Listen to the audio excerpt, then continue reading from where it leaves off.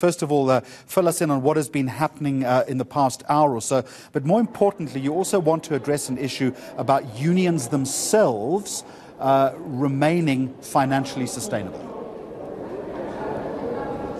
Well, Jeremy, they're currently going through organizational issues. They went through constitutional amendments. Now they're on to the organizational health of Cosatu, where they are deliberating on the autonomy of unions, whether Cosatu's NOBs can have the power to direct and have decisive decisions on what happens to individual affiliates of Cosatu. For instance, there was some with the South African Municipal Workers Union, which is plagued with infighting and factionalism, where there's two splinter groups which are all alleging to be the leaders of that particular union. So that's what they are going through right now. But we're also going to focus now on Cosatu's union's business interests. For instance, you've got Cosatu, the South African Clothing and Textile Workers Union, which was facing an onslaught with imports, particularly from China and India, with textiles into the country, which saw a lot of factories closing down. They decided to go onto the business side of their industry and own labels of their own. For instance, I'm now going to speak to Simon Apple, who's actually wearing a T-shirt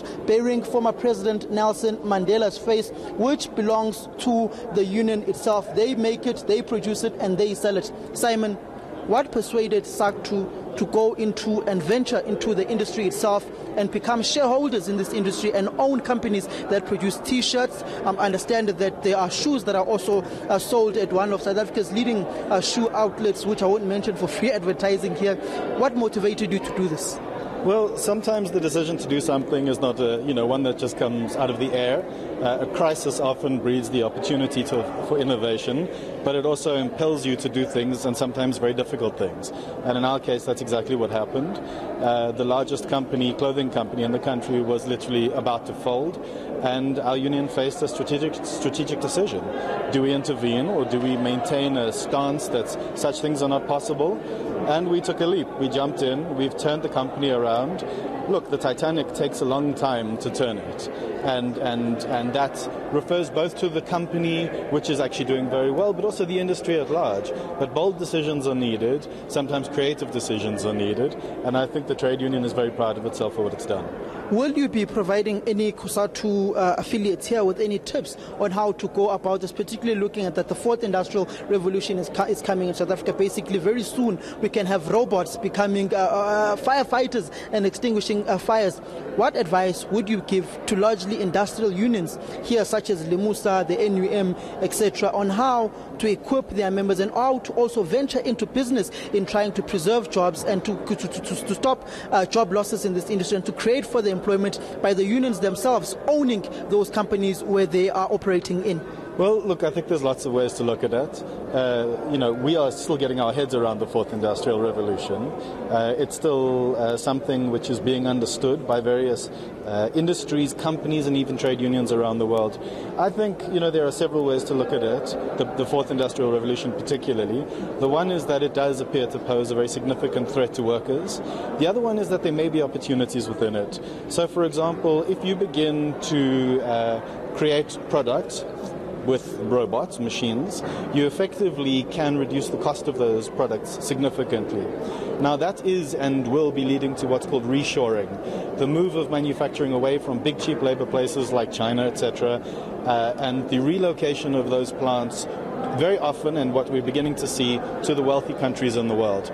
There's a question then about how trade unions position themselves, because that may provide, bizarrely and ironically, some opportunities for trade unions to begin to try to take control of production, albeit maybe automated production, but it would have to be along a socialized model where the operations are owned by workers, because if workers can't own through producing, maybe they can own through or earn through owning. Well, thank you very much, Simon. I'm now going to throw to Cosatu's young workers leader, Xolani Fagute, who speaks about workers. How are you, as Cosatu's young workers desk, going to go about recruiting young members into a largely youthful labor environment now in South Africa? Absolutely. I mean, that is true. What you have is that you've got an increasingly younger workplace, and yet you've got an average age of 40 in terms of membership of Cosatu affiliates. Now, what we're going to do as young workers is that we've got a very, very innovative program of action. And part of its purpose is that it serves to engage young workers, but engage them in a way that we feel that they will understand far much better.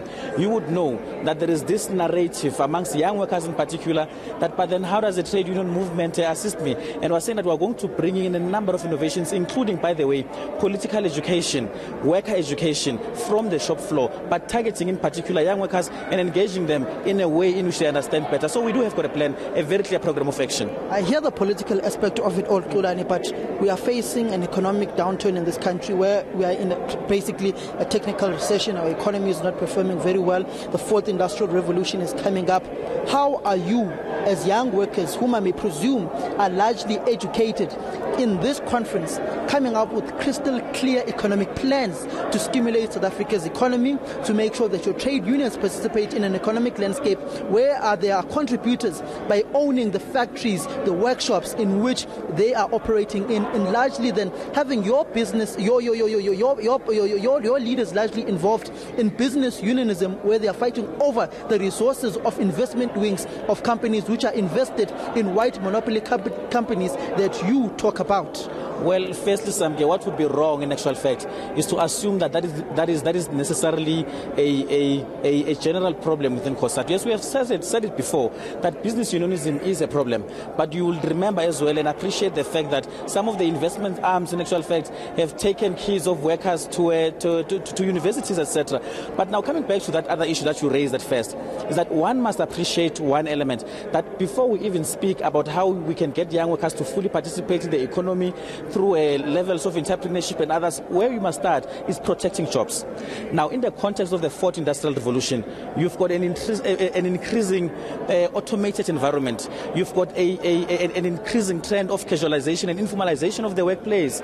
Now, ours as young workers is to ensure that firstly, we protect workers, young or old. But in this case, we're going to target the young because we know for a very fact that in a number of instances whereby automation, the advent of the fourth industrial revolution gets to replace workers, the human labor force, we know that young workers will be the first to be targeted because of LIFO, last in, first out. Those are some of the issues that we are going to be fighting against. We are going to be continuing to fight again against labor brokers. Yes, we do have got the 3 months clause, etc. But fact of the matter is that is it being done, is it being implemented? That's what we're here for. In all honesty, Xolani, you can't only be engaged in a debate to protect jobs whilst you are left behind in a debate where the fourth industrial revolution is here, where jobs will be lost in this fourth industrial revolution. What are the innovative ideas that you are collaborating with, hand in hand, side by side, with the political aspect of conscientizing young workers? Well, firstly, it would be wrong to suggest that we're being left behind in the debate. That is absolutely not true. I am sitting right now in Nedlec, for instance, whereby we're busy discussing the possibility of a job summit, and whereby we're also discussing as to how then do we create a regulatory framework in the context of the fourth industrial revolution that will ensure that jobs are not lost as workers get replaced in the form of artificial intelligence, etc. So we're already there. Cosatu has been leading this conversation. We are there, so it would be untrue to suggest that we are being left behind. Yes, we are engaging at all levels, just like we're engaging all the stakeholders at Nedlec, for instance. Let's look behind now in this plenary hall of Cosatu. The average age of those leaders sitting at the top of that table is over 50, going towards 60. Someone who is the General Secretary of Cosatu will be 65 by the end, in the middle of his term of office. Where are the young leaders emerging to lead Cosatu? Well, it's a process. I'm guessing that Zingiswa is young herself. It's a process. It's a process, really. By the way, what you see there in front might not necessarily be a reflection of what also happens at all the affiliates, even at the provincial level. I can tell you right now that we've got young leaders in Gauteng, leaders in their own right, young leaders. The chairperson of Dinosa is young, the chairperson of Nehau is young. We have them all over the country. They are examples. So what you see there might not necessarily be a reflection. Of course, we would love to change the picture, but we're saying we've got leaders, we've got young leaders. Mike is young, Zingiswa is young, and I'm sure we've got a number of examples across the country as well. Well, that was Xolani Faguta, the leader of Cosatu's Young Workers Desk. So speaking about the issues of the fourth industrial revolution, politically conscientizing young workers, and also coming up with innovative ideas in order to participate and have innovation for the fourth industrial revolution, so that they do not be left out in that all-important discussion, so that jobs can be created and jobs won't be lost when that fourth industrial revolution comes in. An instance where you basically have a robot that becomes a firefighter and is able to extinguish buildings or government buildings that are burning and not labor efficient for workers to work in and not safe at all.